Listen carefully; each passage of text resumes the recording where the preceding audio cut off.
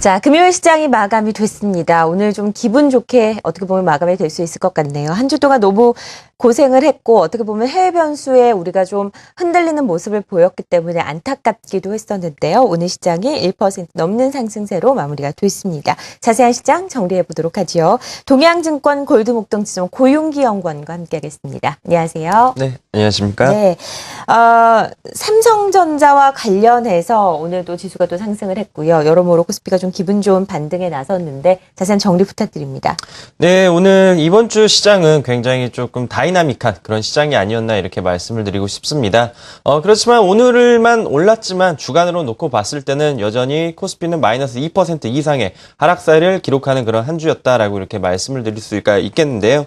오늘 시장 같은 경우에는 코스피는 그 미국과 중국 그리고 기타 유럽 국가들에서 굉장히 경제 지표가 굉장히 잘 나오면서 오늘 시장 자체가 굉장히 탄력적으로 상승으로 마감을 했다라고 이렇게 보시면 될 것 같습니다. 미국의 양적 완화 축소에 대한 어떤 리스크가 어느 정도 지금 상존하고 있는 그런 상황이지만 주요 국가들의 어떤 제조업 지표들이 굉장히 좋게 나오고 있는 그런 국면이기 때문에 오히려 지수의 향방이 어느 쪽으로 흘러갈지 수급에 따라서 갈릴 것으로 이렇게 판단이 되고 있습니다.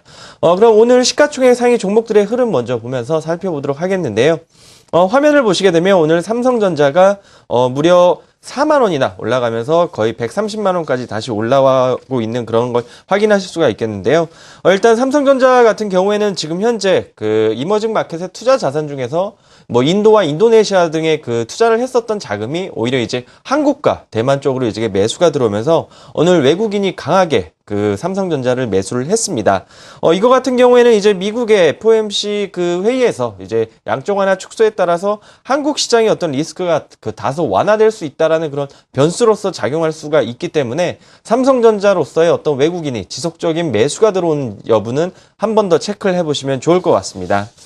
지금 부분적인 파업을 하고 있는 현대차와 기아차 같은 경우에는 소폭 상승하는 그런 모습을 보여줬고요. 특히나 이제 최근에 조선업종이 굉장히 강하게 빠르게 반등을 하고 있습니다. 현대중공업뿐만 아니라 삼성중공업, 대우조선해양까지 강한 상승세를 보이고 있는데 아무래도 유럽 경기 회복에 대한 어떤 기대감이 나오면서 그동안 크게 하락을 했었던 조선업종이 강한 모습을 보이고 있는 상황입니다. 코스닥 같은 경우에는 시가총액 1인 셀트리온이 또다시 강한 상승세를 보이고 있는 상황인데요. 서울반도체도 4% 이상의 강한 상승세를 보였지만 그간의 하락세가 어느 정도 강했기 때문에 오늘은 소폭 기술적인 반등 수준으로 나왔다라고 이렇게 이해를 하시면 될 것 같습니다.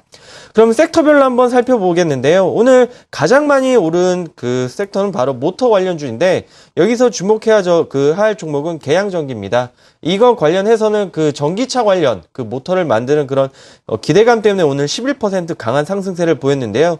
이것을 말씀드린 이유는 그 전기차 오늘 또한 보시는 것처럼 상신 EDP, 코디에스, 3P 시스템 같은 관련주들 또한 강한 상승세를 보였고 2차 전지 관련해서 미국의 테슬라라는 그 주가가 신고가를 기록을 하면서 이에 따른 영향으로 오늘도 강한 상승세를 보였다라고 보시면 될 것 같습니다. 그리고 최근에 그 ESS 전략 저장 장치의 가장 대표주죠.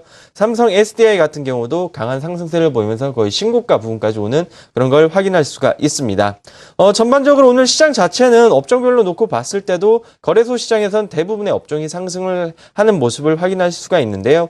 그렇지만 은행, 전기가스, 보험 일부 업종만 오늘 약세를 보였다라고 이렇게 말씀드릴 수 있을 것 같습니다. 네, 오늘 잠잠했던 테마들이 다시 다 일어나는 그런 날이었던 것 같습니다. 물론 대형주들의 움직임도 좋았지만요. 중소형주 중에 전략저장장치 관련주, 풍력 관련주들 그리고 항공우주 관련주들도 상승세를 보였던 하루였습니다. 자, 수급을 짚어볼 텐데요. 선물시장에서도 현재 외국인들의 매수 계약이 점쳐지고 있고 외국인들 오늘 현물시장에서 1,000억 넘게 샀습니다. 제가 한 가지 좀 유의해야 한다고 생각하는 게 프로그램인데요. 프로그램이 오늘 보니까 3,000억 넘게 3,600억 가까이 나왔더라고요. 이 부분에 대한 리스크는 없는 것인지 전반적인 업종도 함께 살펴봐 주시죠. 네, 오늘 수급 현황 살펴보게 되면 일단은 그 말씀하신 대로 프로그램 쪽에서 약 3,600억 가까이 매도가 나왔습니다. 그렇지만은 그 현물 시장에서 외국인은 약 1,000억 가까이 매수가 들어왔고 선물 시장에서도 강한 매수세가 들어오면서 시장을 이끌었다라고 이렇게 보시면 될 것 같은데요. 일단 프로그램 같은 경우에는 비차익 수매수 같은 경우에는 외국인의 바스켓 매매로 통해서 이렇게 매도가 나오고 있는 상황인데 일단은 지금 시장 자체가 굉장히 변동성이 큰 그런 장세이기 때문에 뭐 프로그램의 거래에서보다는 일단은 선물 시장 쪽에 오히려 더 주목적으로 한번 보시는 게 더 좋지 않나 이렇게 말씀을 드리고 싶고요. 잠시 화면을 보면서 수급적인 현황 더 자세히 말씀을 드리도록 하겠습니다. 화면을 보시게 되면 오늘 보시는 것처럼 외국인이 1,000억 가까이 매수가 들어오고 있는 걸 확인할 수가 있습니다. 일정 부분 그 1,000억 정도 들어왔지만 그래도 그동안의 매수 규모와 비교를 해봤을 때 그렇게 강한 매수세는 들어오지 않았다라고 이렇게 보시면 될 것 같고요. 기관 쪽에서는 보시는 것처럼 최근에 조금 다른 모습이 나오고 있습니다. 투신권에서 일정 부분 매수가 다시 들어오고 있는 걸 확인할 수가 있는데 물론 그 규모 자체는 굉장히 크진 않습니다. 그렇지만 어느 정도 지금 1850선에서 어느 정도 지지가 나오면서 소폭 이렇게 매수가 나오는 걸 확인할 수가 있기 때문에 일정 부분 코스피 지수는 단기적인 반등은 가능하겠다라고 이렇게 이해를 하시면 될 것 같습니다.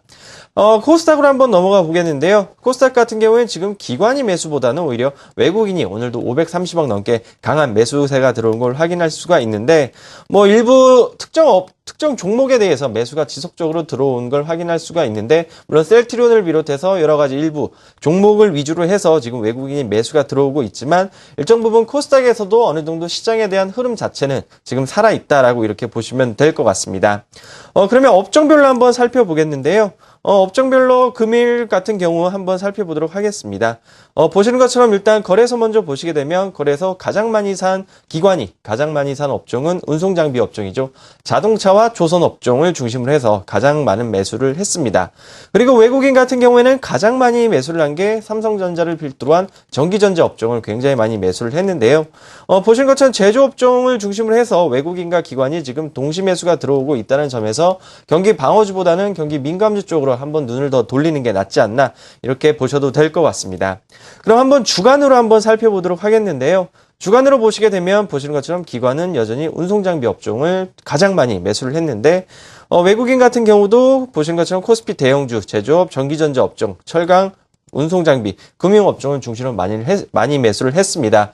즉 일정 부분 지금 경기 방어주보다는 경기 민감주 쪽으로 지금 수급 자체가 많이 쏠리고 있고 이러한 수급에 따라서 그 주가 상승률 또한 이러한 그 흐름에 이렇게 같이 가는 그런 모습을 보이고 있는 상황이기 때문에 수급에 기인해서 일정 부분 경기 민감주 쪽으로 눈을 조금 더 돌리는 게 낫지 않나 이렇게 말씀드릴 수 있을 것 같습니다.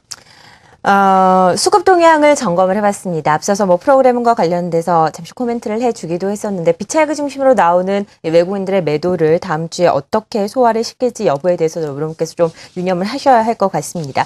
자, 이제 1870선을 회복을 해 있는 상황입니다. 빠진 것에 비해서 한 반 정도 올라와 있는 상황인데요. 앞으로 시장에 대해서 어떻게 전망하시는지 들어볼까요?